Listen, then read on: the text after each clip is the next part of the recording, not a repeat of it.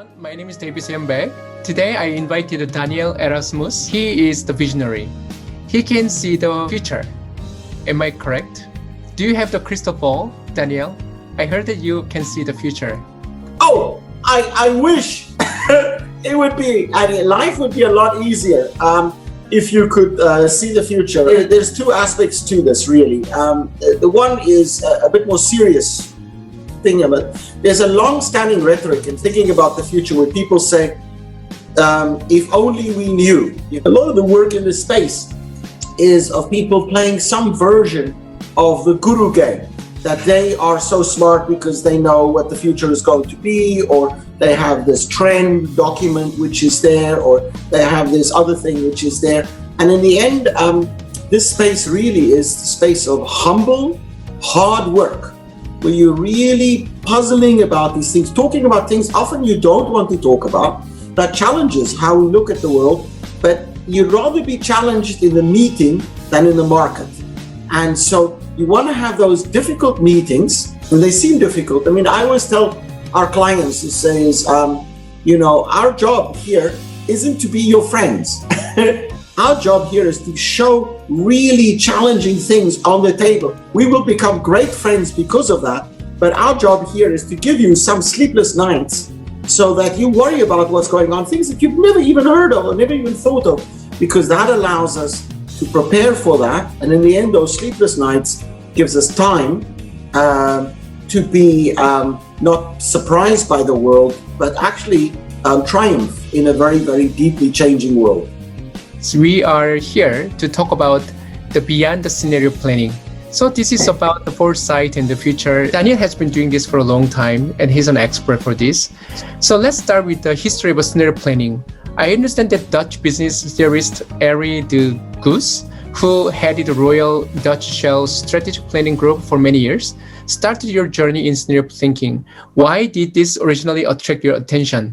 Arie was a tremendous friend and a great mentor over the years, as well as other people. But, we're very, very honored to have these people, coach, introduce me to these new ways of thinking and new worlds of thinking. And I think the journey really started in the late 90s. If you remember correctly, there was this big talk about organizational learning, and Arie de Geus was the head of Shell planning, and he just retired at that stage.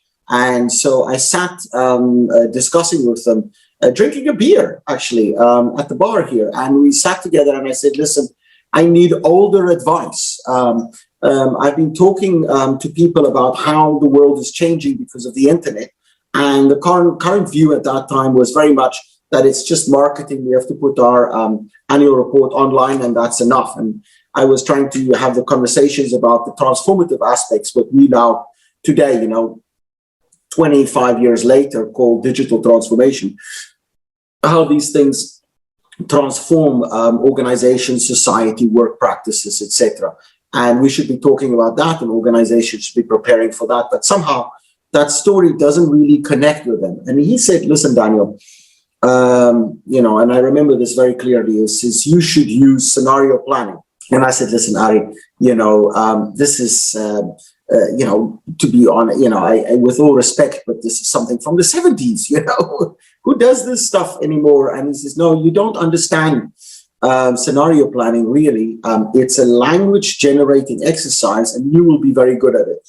He helped me understand over the years, as I was working together and kind of going back with him, for advice in this. I started to understand that people think of scenarios as, a piece of paper. There's some document there which they process, but that's not what's really going on. While executive teams, and we really work with executive teams, while the executive team is building the scenario, something changes in their mind, something changes in how they think about the world, because suddenly they start to see new vistas. They start to see, there's something over the hill here, and it's interesting, or there's something over there, and none of this has already happened, So to bring this, to give a sense of that, when the global pandemic hit last year, So by January already, it was clear that this is coming. We had made 3 different times, once for a consortium of retailers, so very large retailers, once for a consortium of ministries here in the Netherlands, and then once for the largest bank in the country here. So in this case, a global pandemic scenario. So 3 times over many months, so 6 months or a year each, we've been thinking through how a pandemic might look. What are the effects? What are the effects on logistical chains? What are the challenges for globalization? What are all of those things? So by the time something like that happened, not only had we thought deeply about this, and all of the managers and all of the people and the ministers and everybody who'd been working on this were very, very aware of that line of thinking. In fact, in Korea, they had scenarios right there in December 2019, preparing for the possibility of a global pandemic. And so they looked at that. So the moment something happens in the world, you can recognize it. And Ari taught me it's that language generating exercise. And he's just been a tremendous mentor to me. And then later on, Napier Collins from the GBN, Peter Schwartz, Jay Ogilvy, and more recently, John Seeley Brown. So all of these people, they really think about how do we broaden our view to not just think of scenarios as a paper document, of which there are many documents online, but it's a process that we work through to create a language to describe that thing. So it's not something that happens out there, but we have a word for it. And that word could be a scenario. I think we called it in the one case, the Geert Mak scenario. And it talked about a world that's inward looking, where people don't really want to look at the outside world anymore. There had been storm clouds and all of that, and banking really returns to a conservative aspect, or governance changed to a much more conservative view. So already then they knew exactly what's going on. And it's that journey that's really helped us over now. It's 25 years that we've been building scenarios all around the world. And that, for ministries, for sometimes those scenarios look really, really far ahead. For the French government and the European Union, we looked 30 plus years ahead at what is the future of the world. So what will the world look like? And how will digital technology transform, but also transformation in energy, resource scarcity, et cetera, all the way down to for telecoms, which is much more fast paced. Then you look at 5-year scenarios and you look 5 years ahead. And writing a scenario project is not a weekend. You don't make a new language in a weekend. What you do is you spend real time with an executive team. Not a lot, over the whole project. It might be 5 days, 6 days, but deeply focused time that's informed by a whole network of people around the world, as well as technology that's transformative in this practice. And then you start to build this, like, hang on, I didn't believe this when I saw this, but then I started looking around and suddenly things are confirmed for executives. And the moment you do that, you suddenly see the world with fresh eyes. So it's not just a matter of meeting a better Buddha, somebody who knows the future better, et cetera, that there's a fight. This is the bigger document from, consultancy that makes a bigger trend report or any of those things. But it's the practice of a team to build a language together with advisory practice, but you're building that language together. And in that, you start to see the world with fresh eyes. And those fresh eyes allow you to recognize things that have been unseen before. Things that, you'd hear it in the news, but you wouldn't pay any attention. Oh, there's something happening in Wuhan, or there's something happening in the used housing market, or there's something happening in oil discoveries, or there's something, just last week, there was a breakthrough in fusion energy. There's something happening there, or there's a new discovery in desalinification, and all of those things suddenly make sense because you can take that little bit of something that happens and you can see where they match into your mental model of the world, the team's mental model of the world, the organization's mental, and there's a language to say, this looks like XX future, this looks like that future. And then everybody in the team and the whole organization suddenly understand, yes, That's the divided world. That's why we're going there. That's what this implies. And thinking often years ahead, and then suddenly you start to act. And very difficult actions become quite easy because everybody, the whole organization is aligned around knowing why those things are taken versus being surprised by the outside world. If you recall, in 2001, it's from a long time ago, but the nice thing is that we can talk, and the organizations allowed us to talk quite openly about it. So it's the Rabobank. It's Holland's largest bank, and it's the largest agricultural bank in the world. So they have a certain scale of organization, and it prides itself, this organization, on deeply conservative financing. So it's a AAA rated bank, so a global bank that it's AAA rated. In 2001, with the dot-com crash, the Rabobank lost one of its, so it became AAA minus. And this was a shock. So the whole organization said, oh no, we have a real shock here in terms of what the organization was approaching. And they said, stop this. We're going to shrink all budgets. We're going to consolidate. And I think throughout the whole bank, there was a challenge of a 20% reduction in budget for all of the 37 business units, and in order to get their AAA status back. So we've been working together with the business unit developing scenarios. So we developed future scenarios, and they were working on the future of stock exchanges. So they provide back-end services for stock exchanges, and they want to understand what's going to happen in stock exchanges. And so we had a set of scenarios on that. And when you make these scenarios, 4 scenarios that happen, you start to look at the world not as a shock. So during this, 9/11 happened. And they had colleagues, that unfortunately passed away in those attacks on the towers. We saw them 3 days after the attacks. It happened on a Tuesday, and this is on the Friday. We had a meeting with them. And then in between, we had a meeting actually with another large bank on human resource development. The other large bank canceled the meeting. They said, sorry, everybody is too stressed. There's too much uncertainty. Too much has happened here. We really don't want to have the meeting. We will have it in the future and using scenarios for human resource development. But it's too much stress that's happened. But when we were meeting by the Friday, and it's a long time ago, so it might have been a Thursday. So it's just really after the fact. When we were meeting together there, and I remember the head of the unit, the leadership, said, well, that looks a lot like this future, or maybe that, so we're going to the top right, we used matrices then, to the top right, or maybe the top left. So they were working normally. They had an awful loss of losing colleagues who they were on the phone with daily, but they could immediately translate that within days.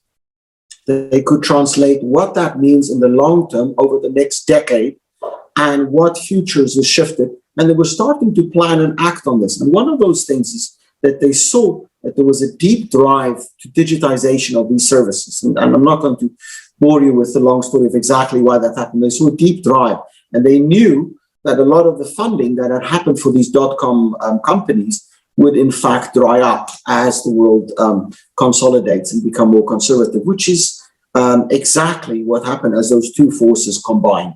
They recognize that there's an acquisition opportunity here. And so at the time when the board was asking all of the business units to present new plans and budgets, they said, no, actually what we're presenting is we want to increase our budget and we want to do a strategic acquisition here.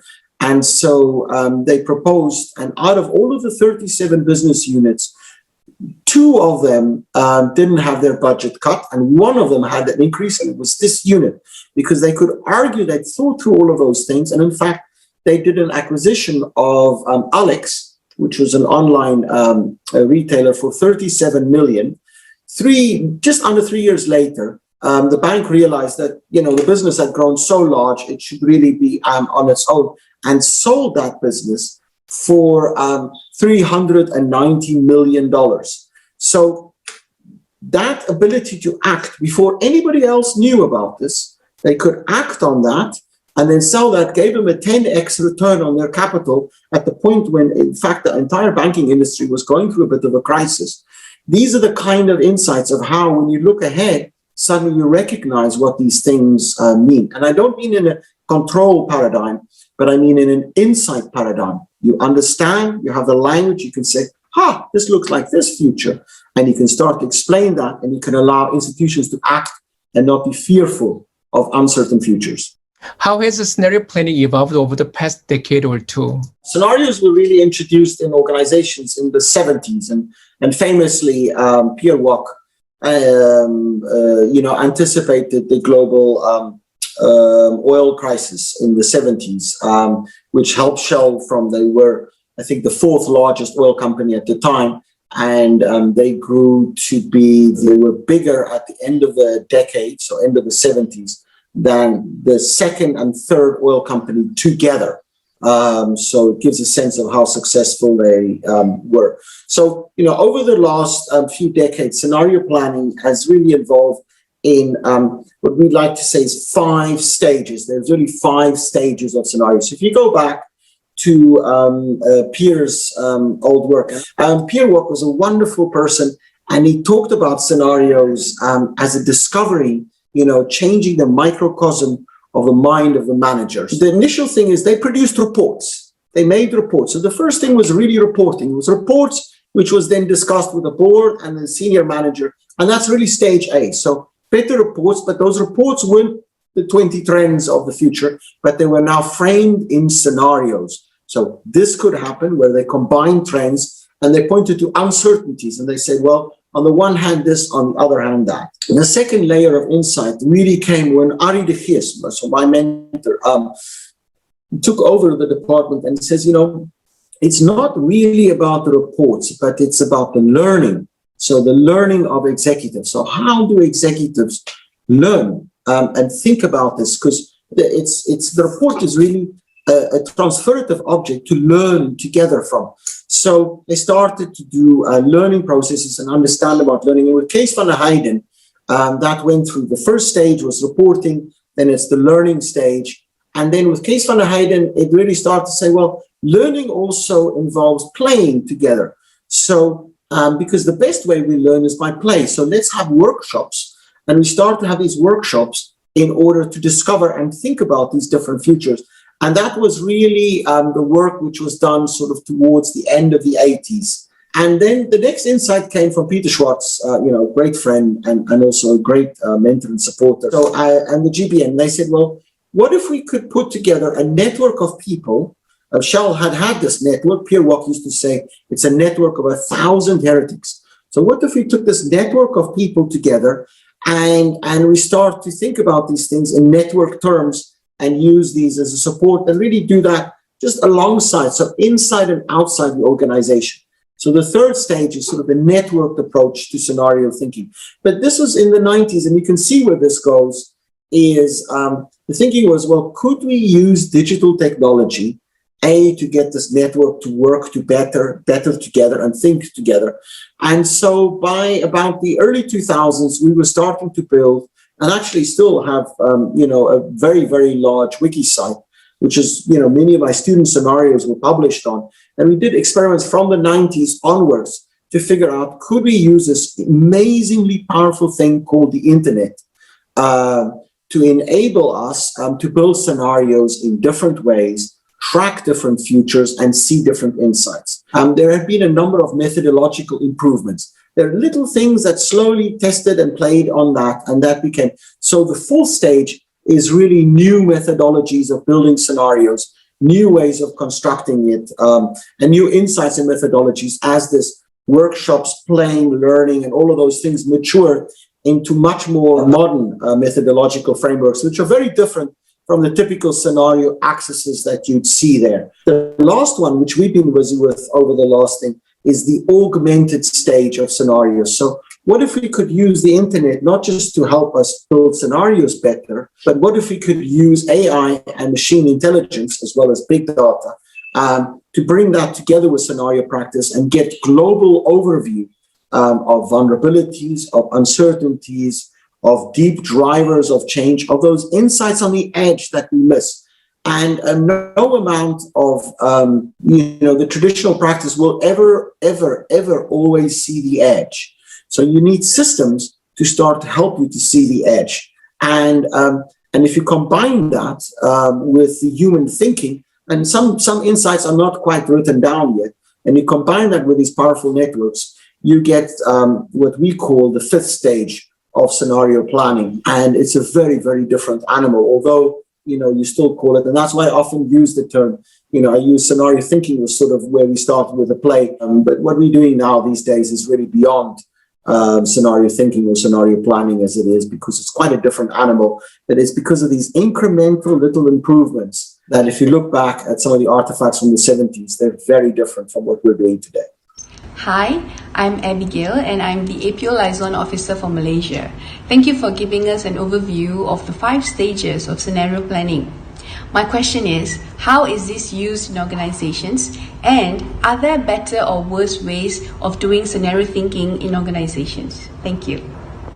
Absolutely. There are clearly better and worse ways of doing scenarios or thinking about the future in general. And what we've done is about a decade ago, we made a framework, which really gives, it's just a star rating, which helps institutions and organizations, so, governments and organizations, to really map where they are on this journey of thinking about the future in a systematic way. So everybody thinks about the future all day. There's a part of our brain, it's fascinating work that really is constantly making temporal timelines, constantly.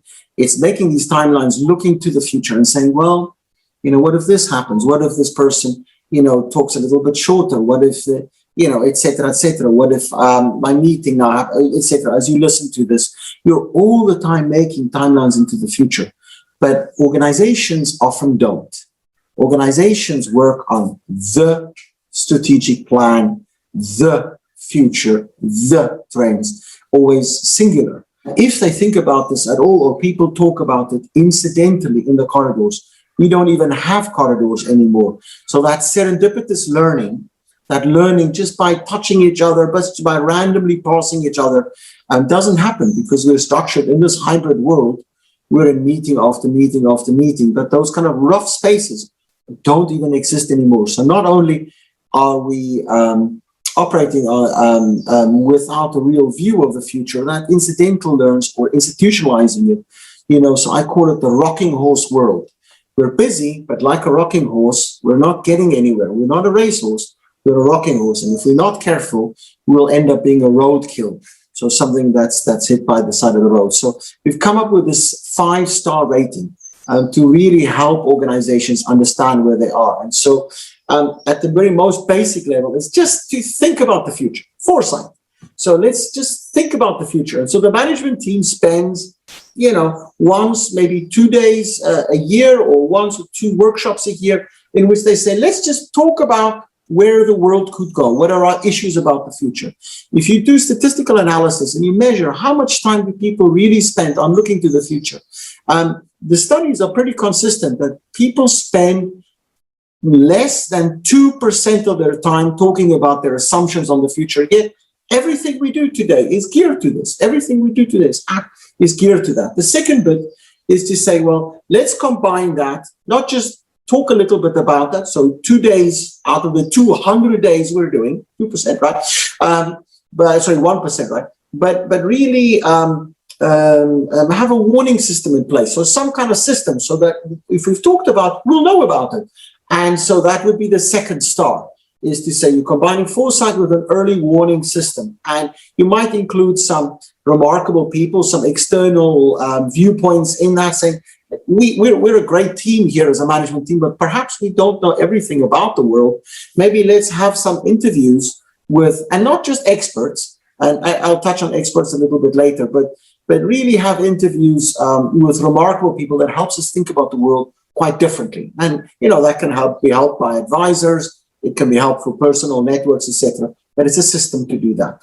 The third star here is you start to translate these outward-looking exercises into scenarios. So we have something that's happening here in terms of deglobalization. So that's still at the level of a trend. But what if we translate that and say, in 10 years' time, little steps, little steps, little steps, this is where we end. And that world, little steps is very different from this. So we start to map things to end conclusions, and we say, if that's the world, how are we going to be successful? Now, this is still at the stage of what Shell did back in the 70s. It's the first big insight, is you argue from end states, saying that's the future, and then you ask not whether something will happen, because everybody fights and say, no, it won't happen, yes, it will happen. And the smarter the management team is, the better they are at this discussion. They say, well, yes, it will happen, reason why, no, it will happen, reason why, yes, it will happen, no, it won't happen, with all kinds of very sophisticated, smart reasons why.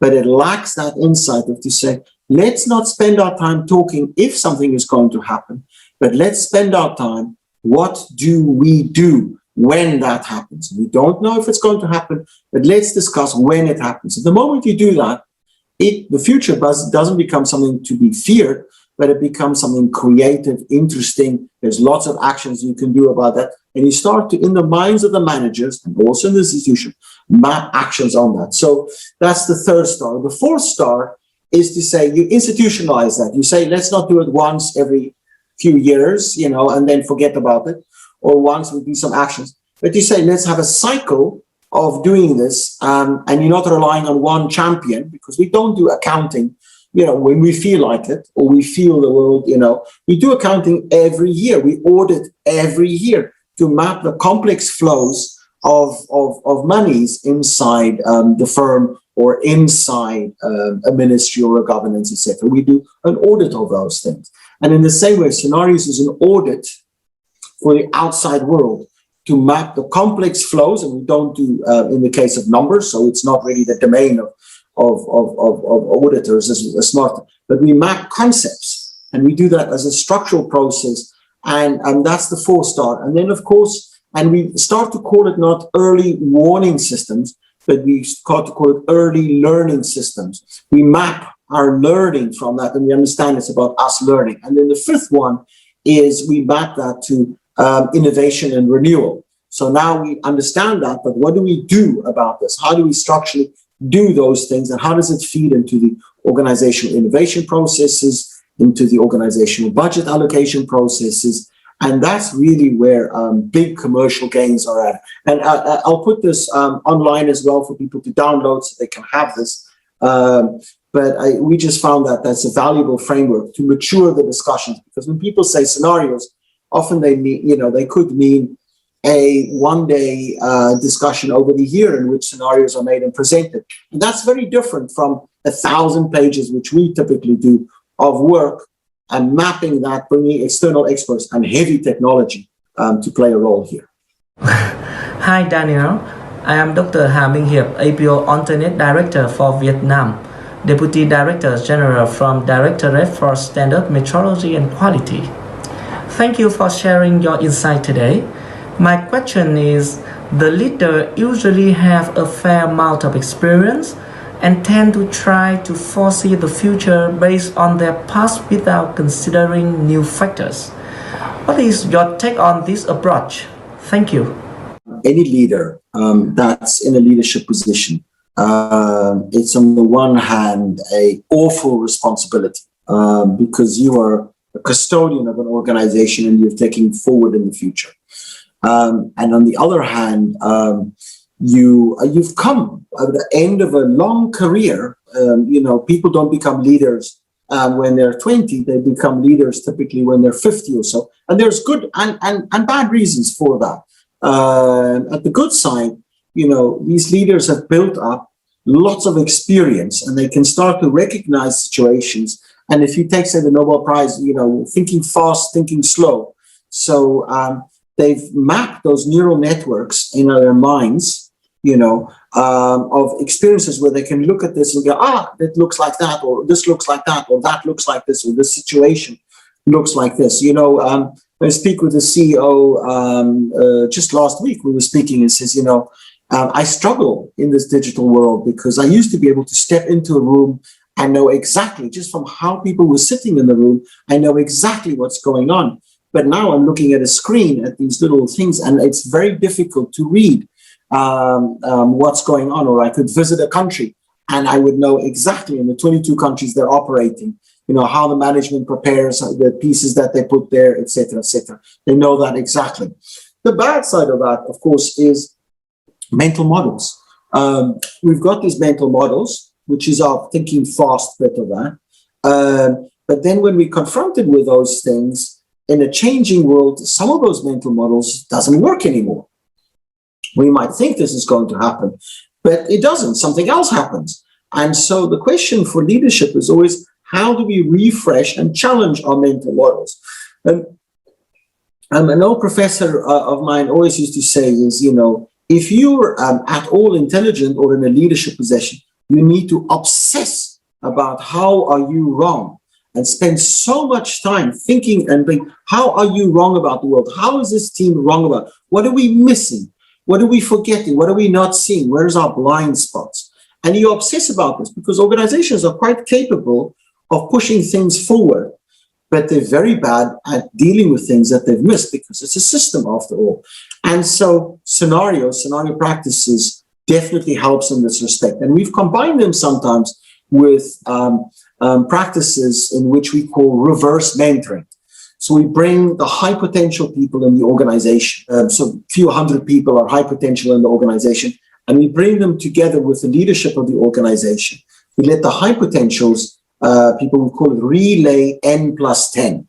So there's a relay from the leadership to the high potential people in the organization, to the younger group of people. And the leadership has this knowledge of N from now. They have this deep knowledge from now. And the younger people, really, they're going to work in that organization. They'll be at sea level in 10 years from now. So they're not really young, but they're going to be 10 years into the future. They're going to be at that sea level there. So that's the plus 10. So, and then we develop scenarios together with these both groups. They do scenarios together. And when they do that together, the young people learn from the senior executives all of those ways of managing leadership lessons, all those process management, because there's a lot of wisdom there. And the leadership learn from these young people, understanding the future world, which they have to give custodianship over to these people in organizations. And organizations, when they work well, they work by custodianship. You hand the organization to the next generation of people. You hand the country to the next generation of people. You hand the soil to the next generation of people. What do we hand over? Have we, in our small bit in which we can influence things, made it a little bit better? Have we changed things? Have we created more opportunities and not just taken? And I'll show this because it's sometimes hard to see, but you could see, I'll show some pictures here of what that looks like. You could see here, we made a book out of it, and it was a fantastic project 2 weeks after this event, and it was a series of events which ran over multiple years. You could see this, but you literally had a few hundred people, sort of, 100, I think 200 people in total, were standing up in these workshops. Imagine a workshop in which almost 200 people didn't want to sit down, not just listening to the CEO giving a speech, but now they're standing and thinking together. You see people with pens. There's many people writing at the same time, not just one person and they listen to it. Everybody's writing and working. You see what those PowerPoint slides, the flip overs look like. And they're messy because the world is messy. They're starting to look at the messiness of the world. And then as you go through that, you edit it and simplify this. In the same way as this video is edited. So you start to simplify into coherent pictures on this. You see lots of people talking. You see people lean forward and concentrate on this. You see them listening and talking. You see different people listening and talking. And that's the kind of energy which we have in play. When we play a game, we have that kind of energy because you're in the game. You're not falling out of it. You're in the game. And so by combining those type of practices for leaders and this reverse mentoring processes, now what we're busy with now is we're amplifying this with technology. We're in technology. You don't get the display and say, this is the passive dashboard, but this is something you play with. You're in the game. You're in those data sets. You play with those data sets. And sometimes we even use virtual reality to do this. You're inside these global awareness systems. And suddenly you can see how these different things connect in odd ways. And it changes our mind because We now build language to tell each other about it. We see a new world amplified by technology, but also the way we work together. And leaders aren't isolated there with the expectation from everybody that they will tell us what to do. But it's something where they can learn together. And then once there's a conclusion, leadership needs to exercise that. And, if the organization needs to go in a different direction, that's the role of leadership to say, no, sorry, guys, we're going left now. But then the whole organization understands why we're going left. It's not a surprise anymore. The whole organization understands the rationale behind this. Everybody can work together to chart these new futures in the organization, rather than be surprised by things that happen outside our span of control. And in a globally interconnected world, almost everything is outside our span of control. But we still manage organizations and we still have leadership practices as if it's the 50s. And this is a very dangerous place for governments, for organizations, and for everybody, that is within their sphere of influence. Let us talk about the DTN, or Digital Thinking Network. That's the company name. So what is the Digital Thinking Network? We do two things, really. On the one side, it's advisory. So it's the Digital Thinking Network, and started that together with Niall Murphy, a bit over 25 years ago. And the goal here was really digital technology, so we can use digital technology. So it's a long time ago, we saw digital technology was transformative. It's about better thinking, better ways of understanding the world, because once we get our thinking right, it becomes, not trivially, but it becomes much, much more easy to do things. It doesn't mean that doing isn't important, but the thinking part of that, once we understand how the world works and how these different things interconnect, we can start to act in very different ways on this. And it's about a network of people. So we're not there because we're so bloody brilliant or any of these things. No, not at all.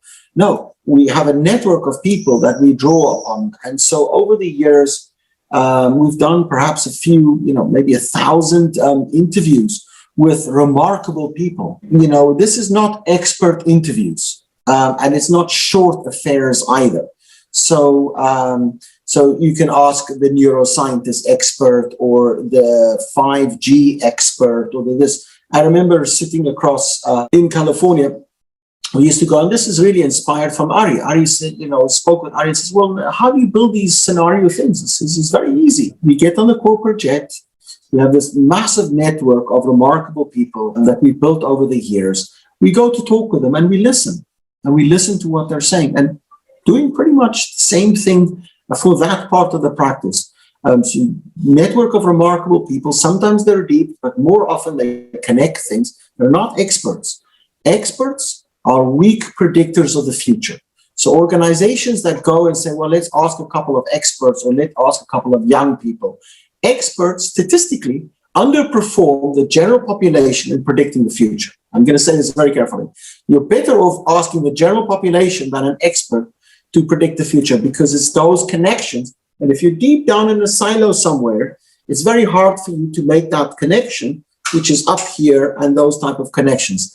The second thing is you've got to get all of these people to think together and translate that. So what we started to do is saying, let's build a network of these people. And after 25 years, a network of these remarkable people that are able to connect these things. And sometimes you want to go a bit deeper. But I recall sitting across, one of the largest companies on earth. You probably use their search capacity today. And sitting across the person in charge of their satellite networks and saying, what we see is a significant shift happening here from the mobile phone only being connected, to cellular towers, to starting to connect, or some hybrid version of that, connecting to satellites. And this is the person in charge of, an organization of hundreds of billions of dollars, with active experiments in space, saying, no, I don't think that's going to happen. There's no reason for that to happen. You'll never get to the launch capacity. You'll never get to the things. You say, well, hang on. If you look at the rocket, So we're doing a fundamental analysis. Around 5%, if you're kind, 2 to 5%, depending whether you go aluminium or composites, of that is made up of the material. So if we can find a way of printing those engines, then we can start to reduce the cost of these rockets significantly. And secondly, if we can start to reuse them, again, we can start to reduce the cost of these rockets significantly.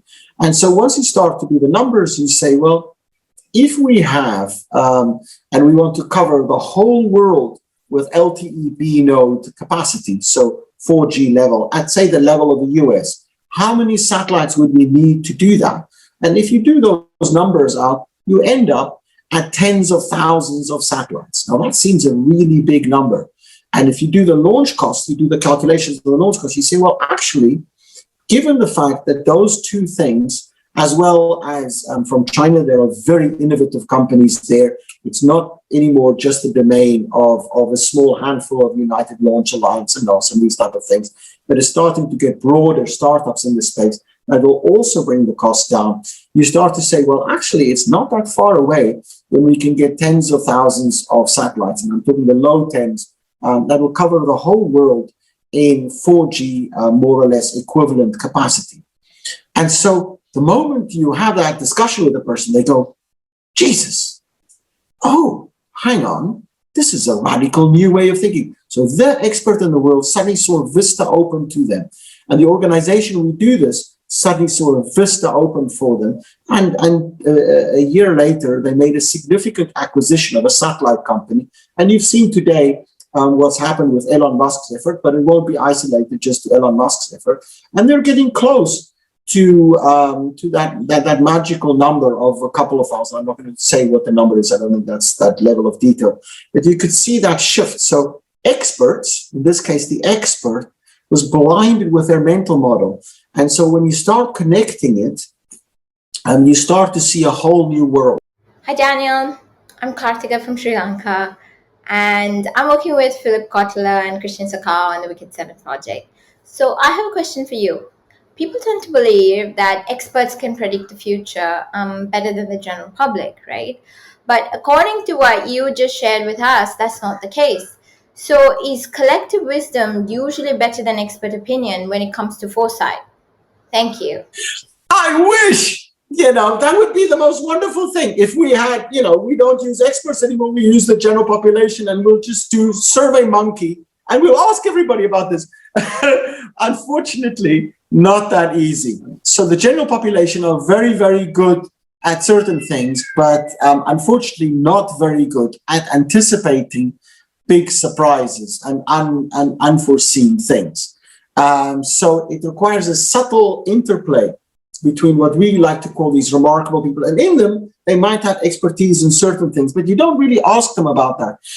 Just an example. So we anticipated the global financial crisis for a bank in 2006, and they were able to prepare for that. So they were one of two institutions that had asset accumulation banks in 2008. So very, very rare on this. Did we get the insight from an economist? No. Did we get the insight? No, we got the insight from an evolutionary biologist. So somebody who knows about evolutionary biology and said, actually, when we look at the market and we look at the dynamics of the market now, we see a lot of close coupling.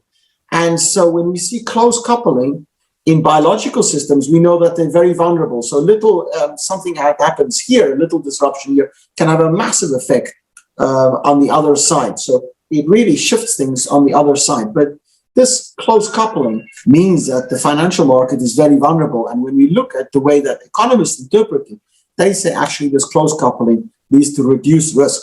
So you ask the economists, you test it, and you say, well, hang on. We hear this from the lessons from biology. Why in economics did you choose to apply the equations in only one way? They say, well, we prefer to apply it that way. And then you know that there is a vulnerability here. And so insights came from another field completely. Now, if you just do surveys of the general population, you're missing, you get to get this thing. And there's a beautiful phrase that Bruce Sterling used. It's avant-garde by committee, meaning the new thing by committee. And we all know committees, which is another word for the general population, doesn't work very well to give us big surprises, because they tend to go to the wisdom of crowds. Now, they are interesting things, and they have a very specific area in which they're applying as well, but not in this space, unfortunately. It doesn't work in this space either. And so what you're looking for is those edge insights. And you can say, well, maybe we should get different kinds of gurus. So you can see there's a lot of work in saying we have super forecasters, which is another category of guru that does this. And so we're back to the Buddha game. We're back to this game of saying, if only we had a better guru that'll tell us what to happen, then we can act on it, But the if only world doesn't really work, because once we do this translation ourselves and we work together, and time again, this is shown people, organizational teams, the organization or the leadership has a language to understand what's going on. They know what it means, what COVID, what are the 4 stages of COVID. They understand what those 4 stages all the way to the, I'll address that in different things. COVID isn't just a biological virus. COVID is biological stage, then it has a social stage, then it has an economical stage, and it has a geopolitical stage. And each of those stages will reveal vulnerabilities in those domains on its own, which will create disruptions, and it will function on its own, even if the previous stage has been solved. We're starting in some places to see the end of the biological stage. We haven't yet really seen the social stage. The economic stage is still coming, and the geopolitical stage is just barely being touched. So the idea that one just thinks about this, yes, we have a V shape or a Y shape or whatever, L shape recovery or whatever the alphabet soup of those things are, that's the expert domain. That's not the domain. The general population would be talking about what happens next, but what happens after this? What's around the corner? Where are the ways in which you connect these dots? What does the geopolitical implications of COVID really look like? What are the long-term? Those things that one unfortunately doesn't get from the general population. Although you get glimmers, little pieces of that. And if you can use technology, you can start to put some of those things together. But it's not 90% of the people voted for that or that. No, I wish it would be that easy. We'd all have a much easier days from that. The making prediction or making a foresight actually is not that easy. Of course, everybody knows that, because nobody can foresee the future all the time. But still, people keep on trying. And yet, many people also try to avoid making mistakes because it will be a waste of resources. Hi, my name is Diana Sham, and I'm an International Relations and Corporate Secretariat from Singapore Productivity Centre. Daniel, thank you so much for this interview. I have a question for you. Can making a mistake in scenario planning contribute to a better scenario planning later? The myth here is that the CEO and the leadership team never makes mistakes. And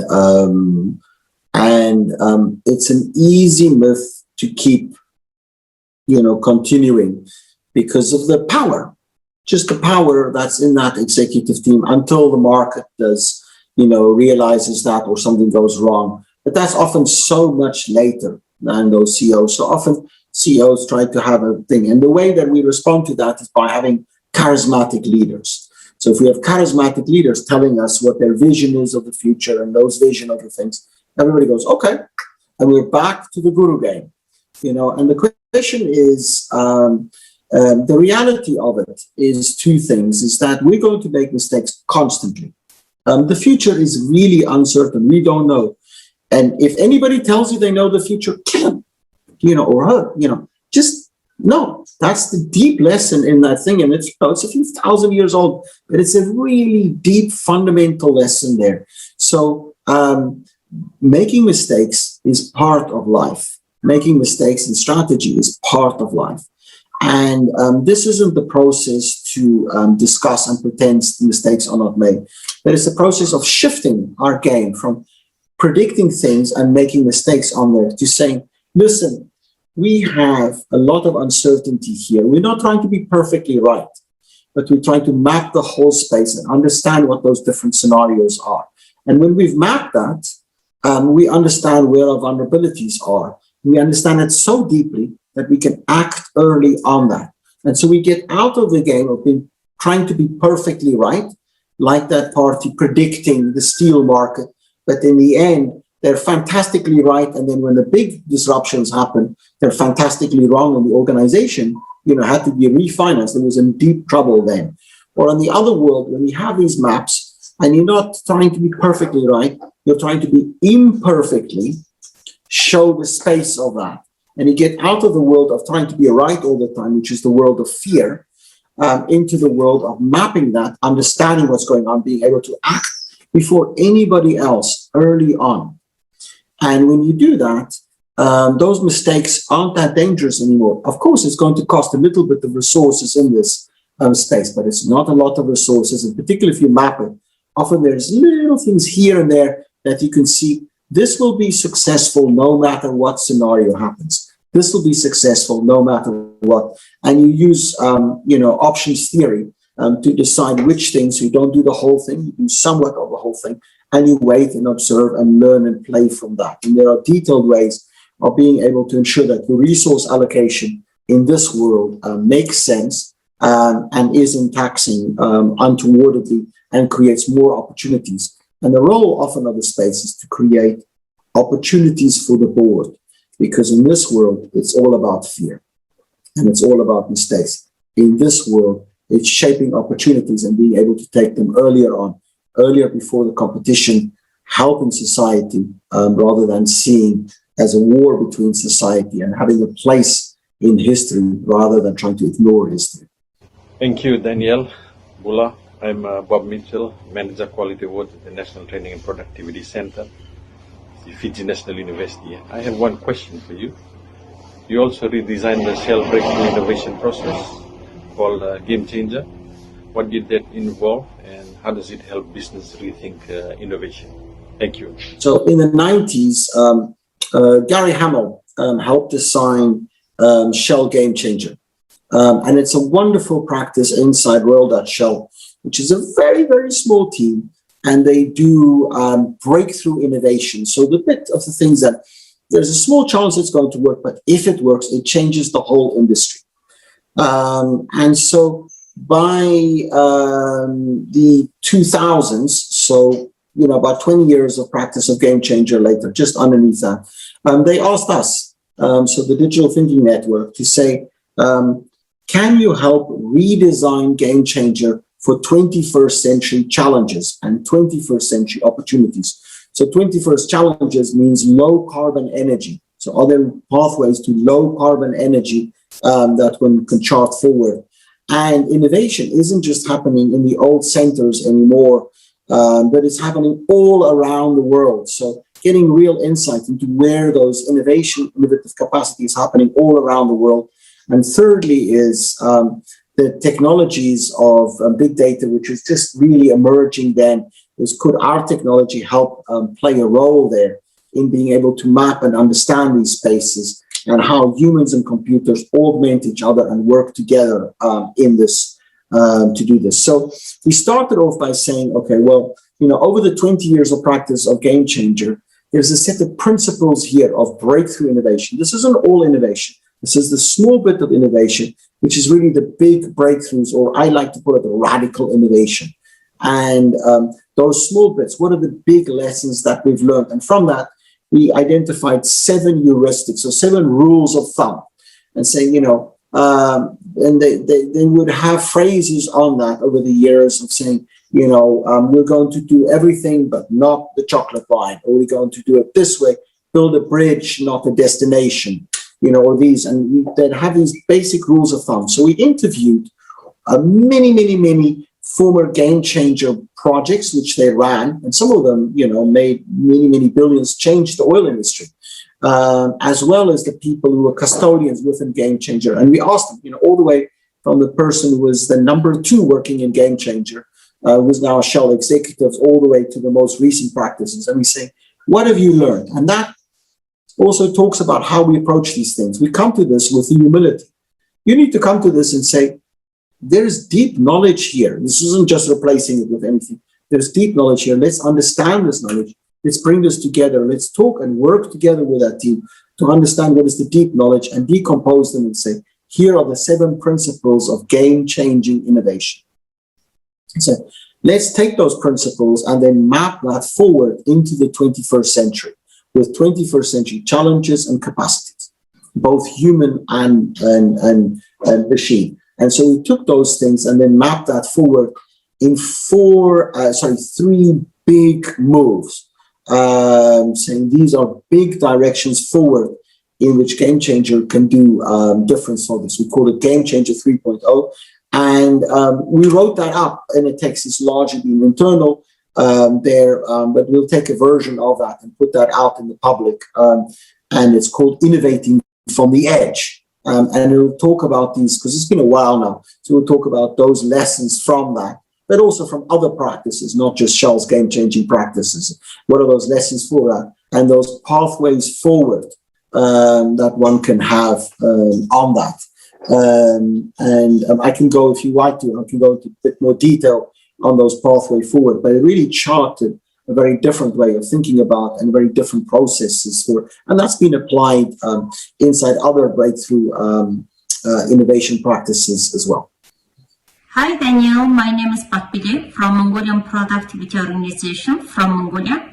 Can you give us concrete recent examples of operating innovation, please? Thank you. Yes, so in the last year, for Europe's largest technology company, so you're talking a $200 billion market cap organization that makes the most incredible machines on Earth, to be honest. Their question was, this is a changing world. Can we understand what's going on in the world, map that, and see at a technological level, so not a social technical, but at a technological level, there are discrete points that we can innovate on as part of their breakthrough innovation process. So, we used our artificial intelligence technology, so the news console, which is built on the Erasmus.AI engine. And so we use that as well as processes to map entire domains. So we took and said, there's a deep shift to urbanization happening in the world. There's a deep shift on addressing climate change in the world. The global energy system is shifting.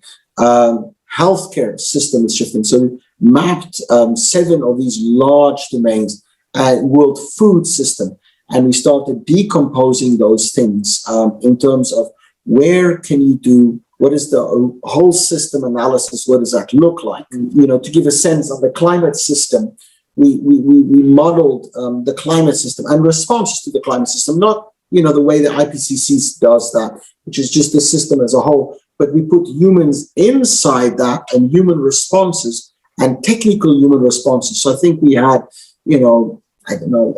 200 or 600, I'm sorry, I can come to like specific data points which fed into this whole model with feedback. So you can understand if you spend €1 or $1 or 1 yen, or 1 renminbi, here on air conditioning, what does that relate to that same money spent on solar, or what does that relate to that same money spent on clean fuels or carbon sequestration or resilience on this? So you could really understand how rational spending, doesn't mean there's always rational spending, but how those things, and these are massive. When we made those models on paper first, you're thinking of a room, and I might put a picture up there, sort of 10 meters in space of modeling showing these interrelationship, and then those later become, we just did this in paper because it helps us think better. If you just do it in digital, you kind of forget things. So old school, did it in paper, and then those things obviously moved to hybrid practices, where we did those things digitally together, and then found other ways of doing those in massive virtual models. And then those things were then decomposed into specific technical interventions. So I give an example. If you, for example, change, big challenge in energy transition is seasonal storage. So in the summer, we have lots of sun. Can you store that And lithium-ion batteries aren't very good at storing that. So what are the other avenues of getting to seasonal storage where we can store that? Now, these are huge amounts of energy that one needs to store. And if you start to model, say, if you take this country, just as an example, and we took the last 10 years of weather data and we put that through different energy systems, and we recognize that if you did full wind and full solar in, a few years ago, there'll be 2 weeks in which, bizarrely enough, the wind didn't blow, but it was in the middle of winter. There wasn't a lot of sunshine. And then you say, okay, we either need batteries, different kinds of batteries to address this, or different kinds of solar cells to address this, or in fact, low power, or a combination of all of those things, because the future of energy isn't homogeneous anymore, as you said, a decade ago. It's the heterogeneous energy future. It's the many different things that come into that. And that's a challenge for our mental models, as well as investment models, as well as how we look at the world geopolitically to do that. And so if you do that composition, you find out that there are liquid metal batteries, fantastic stuff from Calibri that do this almost at material, or there's salt batteries, that's also coming out of MIT. That really is, I think it's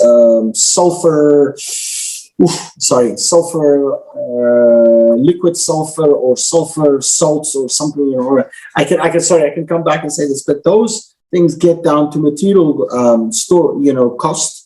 So it's basically the cost of the container and a little bit for sulfur. There's a lot of sulfur in the world. And so a number of parties have been looking at these big storage paradigms to do that and to complement this. Or you could take fuel cells. And are there ways of changing fuel cells? Yes. If you can get the platinum out of the fuel cell, you can drop the cost of hydrogen. In Japan, as well as lots of Asia, has a mature hydrogen pathway. You can drop the cost of those things and significantly. So what are the technical avenues? And so we identified 153 of these specific technology interventions from different ways of doing fuel cells, 10 times cheaper or more, or different ways of storing seasonal storage at the cost of material science, or different ways of doing healthcare and healthcare observation, where an MRI scan can cost $1, not hundreds of dollars. And you can do that constantly to people. So you can start to monitor these things, to bioassays in which you do this, to new ways of doing air conditioning using thermal acoustics, and 153 of these discrete. And so you have a dashboard, not a passive dashboard, but the dashboard where you can see these things, zoom in, play with those data, experience that. People can take notes on those things, and that can then circulate around the organization to really understand these big breakthroughs. And we will do that as an ongoing process to do that, to map breakthrough innovation and maybe open some of those capabilities to the world at large, because obviously those insights, are the kind of insights, let's not innovate here, but maybe at the tip of the wing of a wind turbine, or do these things. And if you spend the money there, that actually radically changes, or other ways of system-wide innovations, often in the case where you can start to change the amount of fresh water available in the world, or different ways of growing food where you can radically change the amount of food, logistics that supports this, or the amount of food that's grown, or the way food is grown, or feedstocks where you don't have to cut down the forests in the Amazon, which we all breathe, but you can have different feedstock other than soya going into animal feed, etc., made from bacteria. So those things were mapped at the global scale to give a recent case of innovation. And obviously that has to match with processes internally and often externally. But it's a different way of doing open innovation, where open innovation is often treated as a kind of a buffet. We go and we pick from the world, and we scout and we pick these things from the world. And you shift the gears and saying, no, let's really understand what we're looking for and the world at large, and then think through, and we do a root cause analysis of understanding where interventions can make a difference. And then we do technical analysis. What are the technical pathways to that? And often those things are off the shelf, or sometimes they need to get a little bit higher in the TRL realm to do that. Thank you so much for sharing your great insight today. Viewers, thank you so much for watching this interview as well. Daniel shares so many insights today and so much information. Viewers, may I suggest you watch this interview a few more times, and maybe you will also be able to see more futures without a crystal ball. Ignorance is bliss? Maybe not. You better think again. Let us prepare ourselves for the future, everyone. More than anything else, don't forget, a kite rises against not with the wind. The future is not always linear. Let us take a different views into consideration as well. Please stay well and see you next time. Bye-bye.